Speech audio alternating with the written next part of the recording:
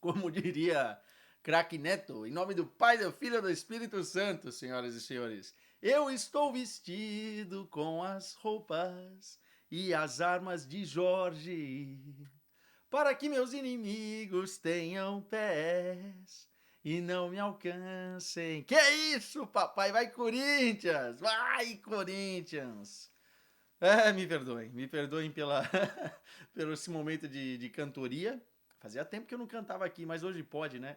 Como diria a lei do Gil, vale tudo, né? Calma.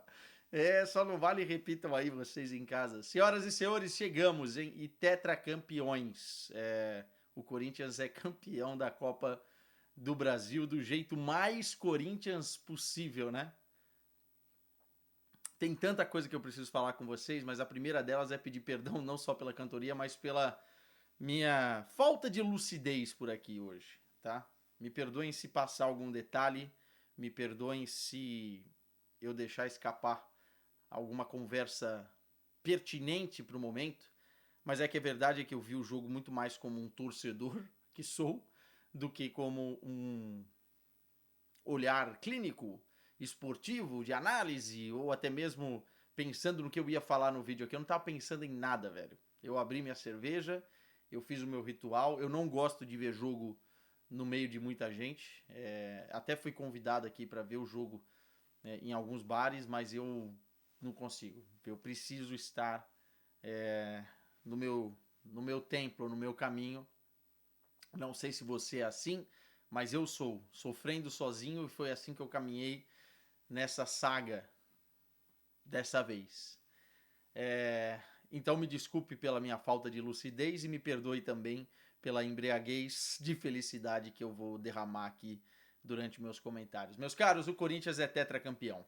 O Corinthians é tetracampeão contra muitas probabilidades. E aí eu tô falando estatisticamente, né?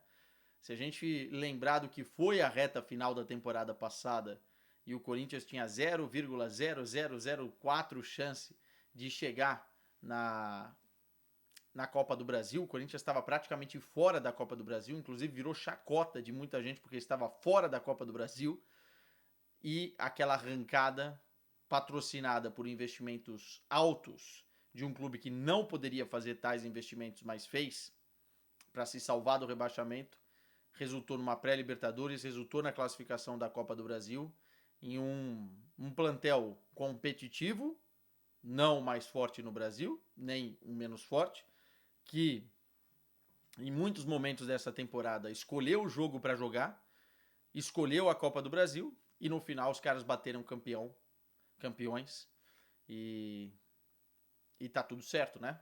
E tá tudo certo. Mas o sofrimento veio acompanhado de um jogo bem Corinthians. Aliás, de uma eliminatória bem Corinthians, né? E não só de agora. Dos jogos anteriores, né? Especialmente o que aconteceu com o Cruzeiro na semifinal. Mas esse contra o Vasco também foi sofrido. Alguém achou que o Yuri Alberto iria acertar o segundo gol? Quando ele sai sozinho, eu falei, não, ele não vai conseguir fazer 2 gols na final. Grande Yuri Alberto, cara. Um dos personagens principais, para mim, o MVP, tá? Da final.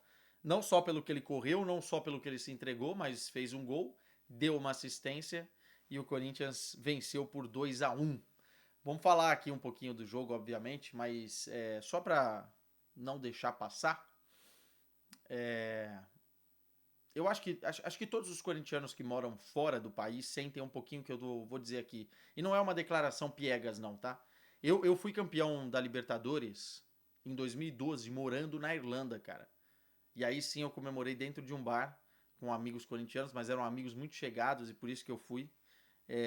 E a gente saiu nas ruas de Dublin, inclusive passou em matéria da Sport TV na época e tal, comemorando que nem os malucos o título da Libertadores. E é muito difícil você estar longe das pessoas que você ama nesse momento, né?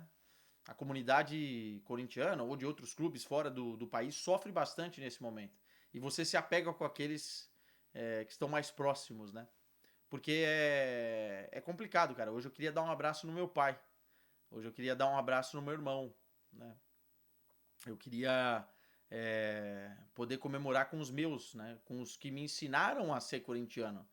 E, e eu tô aqui no meu estúdio comemorando sozinho faz 1 hora que nem um idiota, né? Porque a família tá dormindo e tal. Em breve eu vou comemorar com meu filho, em breve eu vou comemorar com meus filhos, que ainda não entendem nada disso. Mas de fato, é, é uma das paradas ruins de morar fora, né? Você tá longe disso. Eu queria estar no Maracanã hoje, ou eu queria estar com os meus. Mas ao mesmo tempo te conecta, cara, com aquilo que você é, né? Aquilo que você viveu durante um longo período da sua vida. Eu moro fora há 13 anos, é, tô aqui há 13 anos e óbvio que eu tenho dificuldades às vezes de conectar com que Quesadinha que saiu de lá, né? E o Corinthians é uma forma muito legal de conectar, porque me volta a raiz, né? Me volta o sentimento do cara que estava lá em São Miguel Paulista comemorando com os meus, zoando na escola. Certamente, se eu estivesse na idade do ensino médio, amanhã eu iria aloprar os meus amigos são paulinos, palmeirenses, santistas, enfim. Me conecta um pouco com aquele cara, entendeu? Então eu acho que deixar morrer o corintianismo por conta da profissão seria o meu pior pecado aqui. Por muitos motivos. E um dos principais motivos é esse. Desculpa, momento piegas passou. Deixa eu tomar mais um gole aí. E vai seguir hoje, hein?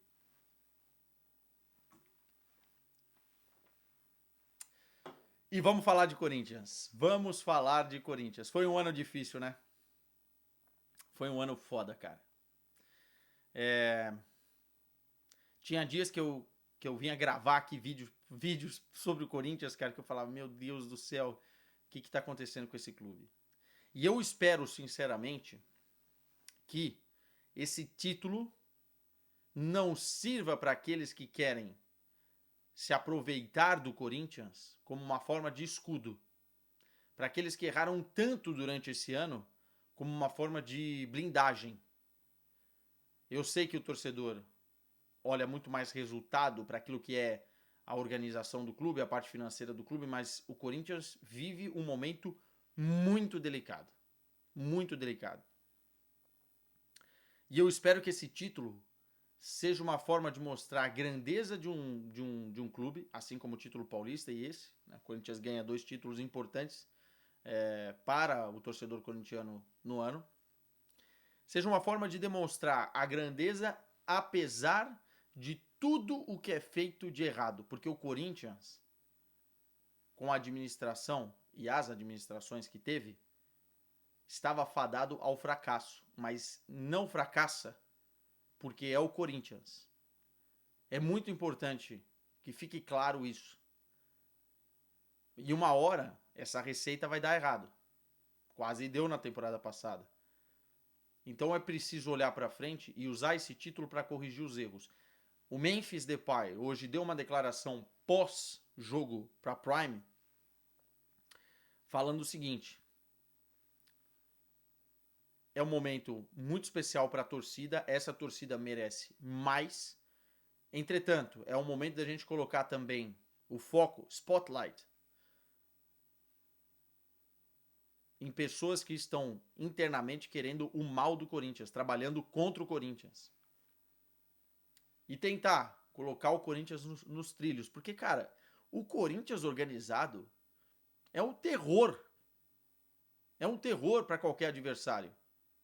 Na minha visão, é óbvio que o Palmeiras faz uma gestão excelente em relação a Leila. Quem diz o contrário é só de zoeira ou não entende merda nenhuma de futebol. Mas ali é um contexto diferente de investimentos e tal. Mas o Corinthians é o único time com capacidade de torcida para rivalizar com o Flamengo a nível de financiamento, a nível de patrocínio, a nível de compra de produtos, de merchandising, de tudo. De match day, como a gente já falou aqui algumas vezes. Então, assim, o Corinthians organizado é um perigo. Só que o Corinthians se boicota por conta desses sanguessugas que estão no clube há muito tempo.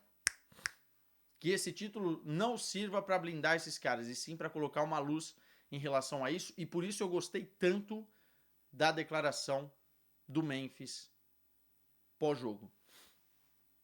O título, ele cara, importantíssimo por conta disso, assim. Foi um ano desgraçado, foi um ano horroroso a nível de bastidores. Todos os dias saíam, não era uma notícia por semana, ou 3 vezes na semana. Às vezes no mesmo dia, 2, 3 notícias horrorosas. O Corinthians deixou de pagar aqui, transfer ban ali, escândalo com a polícia, assim, falta até adjetivos para falar do quanto os caras meteram a mão no Corinthians. E aí, sabe qual que é o grande problema? A gente entra num ciclo de confiança com pessoas e parte da torcida tende a acreditar em pessoas que não merecem o teu voto de confiança, né? Mas enfim, o recado tá dado. Vamos voltar a falar das coisas boas e falar desse título, assim. Falar dos personagens desse título. Primeiro de tudo, o jogo. O jogo foi muito melhor do que foi o primeiro na Neoquímica Arena. Aliás, esse plantel tem uma capacidade incrível de surpreender, né? Pela positiva e pela negativa. Quando você acha que o Corinthians vai fazer um grande jogo, que era o caso da Neoquímica na quarta-feira, o Corinthians vai lá e faz um jogo horroroso. Quando você acha que o Corinthians vai fazer um jogo ruim, difícil no Maracanã, o Corinthians vai lá e faz um jogo quase perfeito. E que faz o time bater campeão. Quando eu acho que o Corinthians iria perder no Mineirão, o Corinthians vai lá e joga melhor que o Cruzeiro no Mineirão. Quando eu achei que o Corinthians ia jogar melhor que o Cruzeiro vem aqui e joga melhor. Então é um time imprevisível, né? Isso é bom, mas ao mesmo tempo é ruim, porque no final das contas, para você ganhar um campeonato de pontos corridos não dá. Mas para você ganhar uma Copa, como foi o Campeonato Paulista ou no molde da Copa do Brasil, já é mais interessante, né? Porque você consegue crescer em grandes momentos. E hoje o Corinthians foi gigante no Maracanã. 25 anos depois de comemorarmos o título do Mundial de Clubes no Maracanã. Eu me lembro onde eu estava no título mundial de clubes. Estava na casa da minha avó, comendo uma macarronada. Era moleque. E vendo minha avó palmeirense e vendo o Corinthians ser campeão, né? Com o Edmundo errando o pênalti. 25 anos depois, o Corinthians ganha do Vasco no Maracanã, um título importantíssimo. No caso agora a Copa do Brasil, né? E aí, cara, o jogo em si, ele tem várias nuances. Primeiro, tática, vai, pra gente não deixar passar. Eu acho que o Dorival conseguiu corrigir os erros do primeiro jogo. O Dorival é um treinador que merece críticas muitas vezes, mas ele é um cara estratégico. Ele não é burro. Um cara que ganha a Copa do Brasil 4 vezes, um cara que vai à seleção brasileira, um cara que faz o trabalho que fez em vários clubes, recentemente no São Paulo e tal, inclusive eliminando o Corinthians dentro da Copa do Brasil, esse cara não é burro. E ele se adapta. Ele foi surpreendido no primeiro jogo pelo Fernando Diniz, e ele se adaptou no segundo jogo. O Corinthians fez uma marcação diferente e fez uma saída de bola diferente. O Corinthians buscou muito mais aquilo que tem para entregar quando o Vasco queria apertar a marcação alta lá na frente, que era a bola longa organizada. O Corinthians no primeiro jogo teve uma bola longa desorganizada, né? E pelo contrário, tentou sair pelo corredor central a todo momento porque tinha vários homens do meio campo. Nesse jogo não, o Corinthians sem o Garro e com a presença de mais um jogador de meio campo, né? Tava lá o Bidon jogando como meia, tava o Ranieri, o Martinez. O Corinthians estava mais fortalecido no setor, com o Maicon também. E aí, as inversões de bola do Corinthians, especialmente da esquerda, buscando a ultrapassagem do Mateuzinho para a direita, era o caminho. A primeira que deu certo, eu já falei, a chave está aí. Porque causou uma certa confusão no defensor do Vasco com o lateral do Vasco. E os caras não sabiam como evitar essa subida sem fazer o que o Vasco estava querendo fazer, que era a pressão alta. Então os caras saltavam pressão errada. Também havia uma pressão maior na equipe do Vasco por jogar no Maracanã. E o Corinthians jogou um pouco mais solto. Aliás, esse time, quando não tem o favoritismo, sempre jogou mais solto. Quando o Corinthians era favorito para alguma coisa, esquece, sentia a pressão. Então essa saída funcionou muito bem. A bola longa também no Bidu funcionou muito bem. O Corinthians ganhou muito mais bolas quebradas na segunda bola, lançadas da defesa para o ataque. O Yuri brigava, o Memphis brigava, a segunda bola era nossa.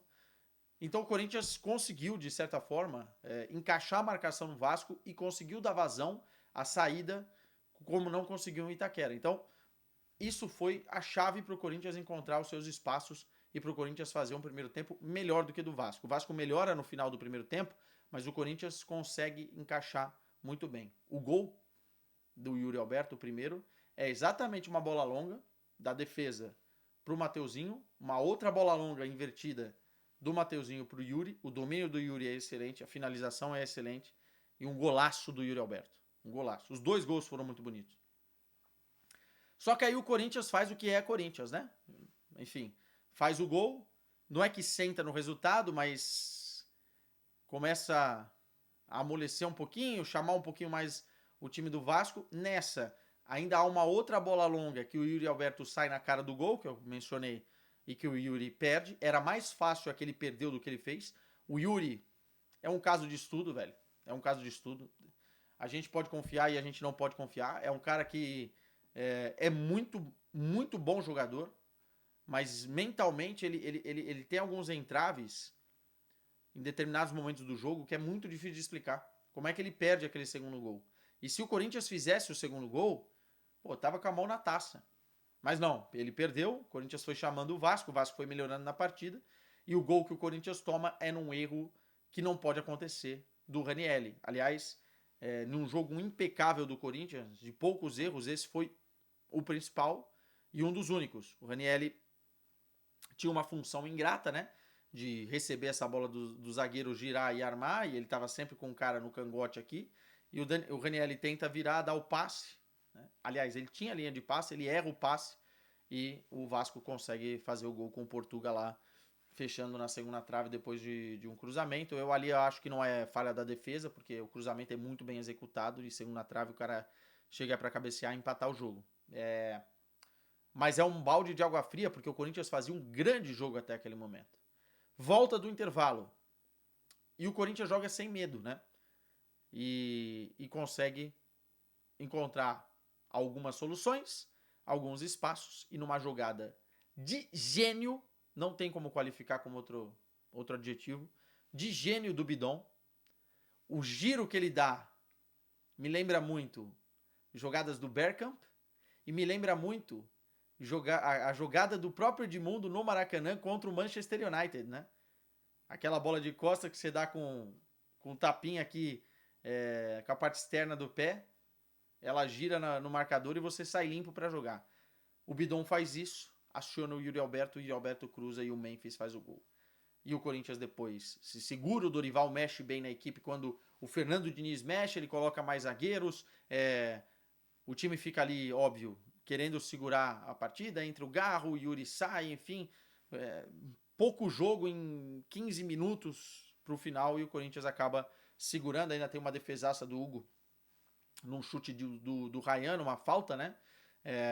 E o Corinthians é campeão. E aí vamos individualizar aqui a análise. Cara, Bidon, vamos falar do Bidon. Eu tô muito à vontade de falar do Bidon, porque eu sempre defendi o Bidon aqui, quando muitos pegavam no pé. Eu não acho que ele estava pronto, eu não acho que ele está tão pronto assim para ser o que ele pode vir a ser. O potencial do Bidon é muito maior do que ele entregou nessa final ou do que ele entregou nessa temporada. Entretanto, tem um ponto que ele evoluiu muito. E é aqui, ó. Mentalidade e personalidade. O Bidon fez um partidaço contra o Cruzeiro e ele voltou a fazer uma grande final agora no Maracanã, lotado, com muita personalidade, especialmente no lance do segundo gol, o gol do título. Se fosse qualquer outro jogador, ia receber aquela bola, ia dominar, ia tocar e girar. Ia fazer a jogada com medo. Ele fez o mais difícil. E isso é personalidade. Porque se ele perde aquela bola ali, O Vasco ia novamente sair em progressão em direção ao gol e poderia ir na conta do Bidon um título. Para você fazer aquilo ali, primeiro, você tem que saber fazer, você tem que ser muito bom para fazer e você tem que ter personalidade principalmente. E o Bidon teve muita personalidade. Já teve no jogo anterior contra o Cruzeiro, em bater o pênalti da forma que bateu, chamou a responsabilidade e ele está evoluindo muito nesse sentido. Agora, em termos de bola, ainda ele vai melhorar. Essa é a grande notícia. E eu venho falando aqui, cuidem de Breno Bidon. Apenas cuidem de Breno Bidon. O Pedro de Itaquera, calma, guardadas as devidas proporções, esse moleque é muito diferente. Conversem com qualquer cara que entende de futebol a nível de ter jogado o jogo. Eles olham pro Bidon e falam, esse moleque é muito diferente. Eu ainda não sei se ele vai ser melhor meia ou se ele vai ser melhor 8. Acho que ele de 8 ainda é o ideal numa formação que favoreça ele de 8. Mas hoje ele jogando, cara, deu muito, muito orgulho da base do Corinthians, do terrão. Não é mais terrão, mas eu acho que isso dá um gosto ainda mais especial no título. Você vê o moleque que é do Corinthians brilhando nessa final. E ó, se preparem porque propostas irão surgir, né? O Breno Bidon acaba de atualizar o seu status de desejado no futebol europeu. Mas esse moleque, cara, ele precisa ser protegido. E em breve ele vai estar na seleção brasileira, porque ele é muito, muito, muito diferente. Evolução e proteção. Mas se continuar nesse caminho, se pegar bons treinadores no caminho dele também, vai chegar lá. E aí vamos individualizar mais ainda em protagonistas do título, né? Para mim existem alguns heróis, não só um, mas alguns nomes que a gente precisa colocar em outro patamar nessa Copa do Brasil, tá? O Hugo Souza, aí já elogiei bastante contra o Cruzeiro, né? E eu acho que esse título da Copa do Brasil só carimba o passaporte dele para a Copa do Mundo 2026. Dificilmente o Ancelotti não leva o Hugo. Para aquilo que a gente sabe, né? Pegador de pênalti, goleiro decisivo e tá iluminado, né? Às vezes você precisa aproveitar os momentums no futebol e o próprio técnico de seleção sabe disso, né? Então, para mim esse título chancela a ida do Hugo, a não ser que aconteça uma catástrofe ou aconteça uma lesão para a Copa do Mundo 2026. Os dois laterais fizeram um grande torneio, uma grande Copa do Brasil. O Mateuzinho hoje foi um absurdo que correu, se jogou na bola, participou de gol, jogou pra caramba. Jogou pra caramba e o Mateuzinho é um cara que eu critiquei bastante no início. E eu ainda acho que ele tem algumas coisas para melhorar, mas é um corintiano, né? Ele é corintiano, né? Então, quando você faz a coisa com amor, dá pra ver que o cara tem um sangue no olho ali diferente. E o Mateuzinho foi um dos grandes nessa conquista. O Bidu talvez tenha sido mais do que ele, porque participou de mais coisas durante o torneio, mas o Matheus Bidu também fez uma grande Copa do Brasil. O Bidu é um cara que a bola não queima no pé. Ele não é tão bom defendendo, mas ele é um cara que, quando ele recebe a bola, eu sei que alguma coisa vai sair dali e que ele não vai perder. Dificilmente o Bidu perde a bola, né? E foi excelente contra o Cruzeiro, foi excelente durante a campanha como um todo. Matheus Bidu surpreendeu muita gente, né? Eu, inclusive, que achava que lá no início do ano que o Anguilleri seria o titular do Corinthians na posição, o Bidu foi lá e conseguiu agarrar a vaga. E aí você tem a dupla de zagueiros que hoje o André Ramalho jogou pra caramba. Hoje o André Ramalho conseguiu jogar mais que o Gustavo Henrique. Mas pra mim o Gustavo Henrique é o melhor jogador do Corinthians na Copa do Brasil, tá? Se tem que escolher um cara pra falar assim, quem que foi o grande destaque da campanha, pra mim é o Gustavo Henrique. Ele é fantástico na bola aérea. Hoje, quando o Vasco começou a fazer chuveirinho pra tentar empatar o jogo, eu tava muito mais tranquilo porque tinha o Gustavo Henrique ali, né? Tem 1,90 m, tem um senso de posicionamento muito, muito bom. E na campanha da Copa do Brasil, foi responsável inclusive por gols, né? E é um jogador que é extremamente perigoso e faz o Corinthians ter uma bola parada perigosa. E o Gustavo Henrique fez uma Copa do Brasil fantástica. Para mim, ele é o MVP da Copa do Brasil do Corinthians. Jogou muito, todos os jogos, constante, não falhou, estava sempre lá. Ainda bateu o pênalti lá contra o Cruzeiro de uma forma esplêndida. O Corinthians confiou muito no Gustavo Henrique e o Gustavo Henrique entregou. O Ranieri hoje não foi bem, mas, enfim, dias e dias. O Martínez hoje, maluco, né? Não parou um minuto. O Martínez é jogador de jogo grande de Copa, né? Já deu para perceber, porque tem alguns que, meu Deus do céu, mas nesse fantástico. O Maicon hoje também foi muito bem, e é bonita a história do Maicon, né? Cria do Corinthians também, ter voltado e ter conquistado um título. Acho que ele não é um jogador que você fala, nossa, vai mudar o jeito do Corinthians jogar, ou é um cara que é estável 100% durante a temporada, mas o Michael merecia bastante, é um dos caras que merecia bastante esse título. Falei do Bidon, falar do Yuri, já falamos, né? Mas hoje o Yuri correu pra caramba, foi pra mim o melhor jogador em campo. E o Memphis, vamos abrir um parênteses pro Memphis? Já falei da declaração dele, mas assim,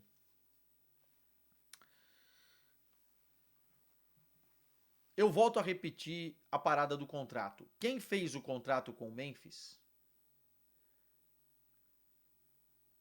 não entendeu que isso jogaria contra o Corinthians durante toda a temporada e as críticas cairiam muito em cima do jogador. Mas não é culpa nenhuma do Memphis que o Corinthians esteja nessa situação, porque o Memphis não sabia metade das coisas que ele deve saber agora quando ele fechou o contrato. Chegaram lá, falaram: você quer jogar no Brasil? O que vocês me oferecem? Ofereço isso, isso, isso. Ele pediu isso, isso e aquilo. O Corinthians pagou e ele veio. Ele não tem nada a ver com essa situação. Agora, o que a gente viu foi um jogador que não é gênio, que não é um cracaço, mas que é extremamente comprometido com o clube. O Memphis veio, fez questão de entender o Corinthians, foi nas comunidades, viveu o corintianismo, continua vivendo o corintianismo. É um jogador que cobra todo mundo, é um jogador que fisicamente entrega, é um jogador que se cuida e é um cara que foi decisivo nos momentos que precisou ser.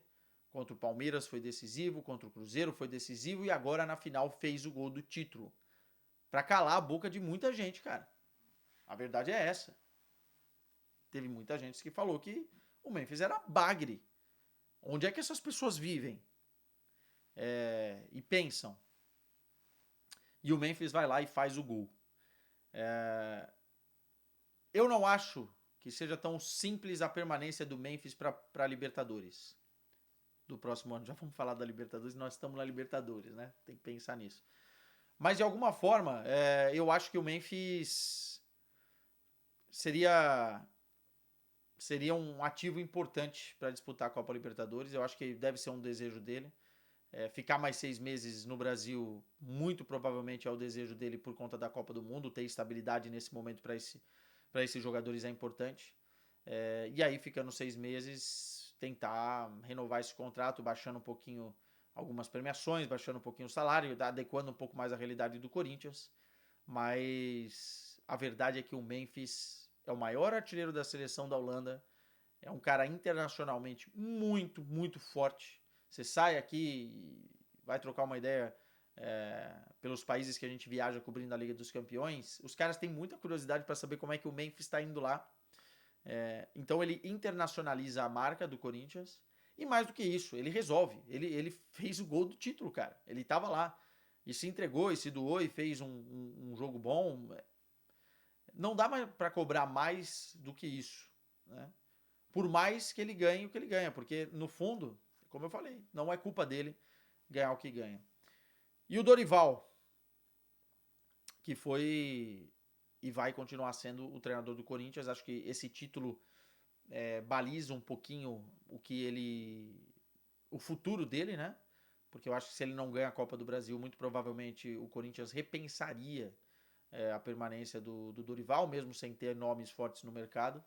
Mas agora o Dorival fica para o próximo ano. Veremos se o Fabinho Soldado fica, né? Pro próximo ano. Ainda não vi nenhuma repercussão de nada. Enfim, acho que hoje vai ser só comemoração. Mas os 2 títulos que o Corinthians ganhou esse ano vão na conta do Fabinho também. Ele montou esse elenco. Ele montou esse plantel.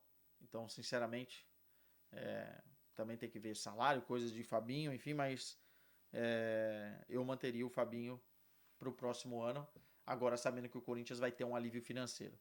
Pra gente encaminhar o fim desse vídeo, que já está longuíssimo, perdão por isso, nem sei se os caras vão ter paciência, mas dizer o seguinte: o Corinthians está classificado para a Libertadores de 2026 sem ter que passar pela tenebrosa pré-Libertadores, né? E isso é a melhor notícia possível. O Corinthians com isso tira o São Paulo, né? Da Libertadores, então acaba sendo positivo porque tira um candidato forte do mesmo estado e tal. E o Corinthians recebe uma bolada, né? No total, a premiação 100 milhões de reais. Vai ser muito importante para o Corinthians conseguir pagar transfer ban, para o Corinthians conseguir se programar para a próxima temporada, planejar com reforços. Lembremos que esse ano o Corinthians praticamente não contratou ninguém. E eu acho que agora, com calma, com os títulos que conquistou, com jogadores que a gente já sabe que pode contar, o Corinthians tem um futuro promissor, mesmo com todos os problemas de dívidas e bastidores. Para o próximo ano, o Corinthians consegue montar uma equipe competitiva. Tem que reajustar rotas, tem que ser inteligente no mercado, tem que ser inteligente para quitar suas dívidas, acordos tem que acontecer para que o Corinthians sobreviva a esse momento, mas de fato esse título talvez seja um marco importante para o Corinthians conseguir estabilizar, né? Jogar a âncora e conseguir estabilizar em Porto Seguro para sair dessa crise interminável, né? Que parece interminável. Pode ser uma chave que vira. O Corinthians tem que aproveitar essa chave. Não pode fazer como fez das outras vezes, num oba-oba achar que, tá vendo? Não interessa se a gente deve X ou Y, se isso aqui é uma desorganização. Aqui é Corinthians, a camisa vai jogar sozinha. Uma hora a receita não vai dar certo. Uma hora não vai dar certo. No mais, perdão se eu esqueci alguma coisa. Continuamos, continuem. Vai Corinthians. Fomos campeões da Copa do Brasil. E o Natal, meu amigo. Ah, ninguém me segura.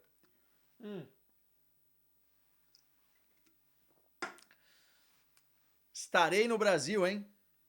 Em janeiro para ver um jogo do Corinthians, talvez a estreia do Campeonato Paulista. Beijo para vocês. Vai, Corinthians.